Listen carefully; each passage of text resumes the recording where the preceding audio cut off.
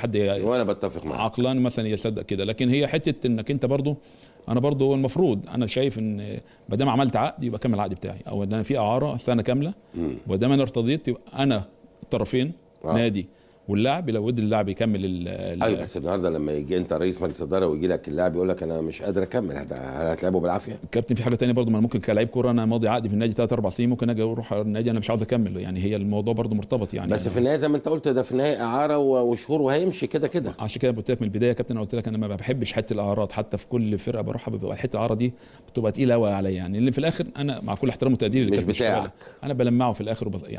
يعني شيكابالا فين السنتين الثلاثه اللي فاتوا؟ بعيد جدا جدا عن اللعب، فبالتالي اعتقد ان شيكابالا اللي رجعه نادي الزمالك هو نادي الاسماعيلي، لان كان هيبقى صعب جدا يدخل نادي الزمالك من بدايه الموسم، كان في كلام كتير مع كل احترام وتقديري ليه، يعني انا بتكلم على حته النادي الاسماعيلي لمعه، يعني لمعه هو مش محتاج تلميع طبعا، بس بتكلم لمعه في حته ايه، انه بقى له فتره كبيره بعيد عن الملاعب يا كابتن، فبالتالي لما دخل في جو المباريات وابدع فبالتالي رجع بسهوله جدا جدا نادي الزمالك يعني. فاتمنى له التوفيق وربنا يكرمه ويوفقه.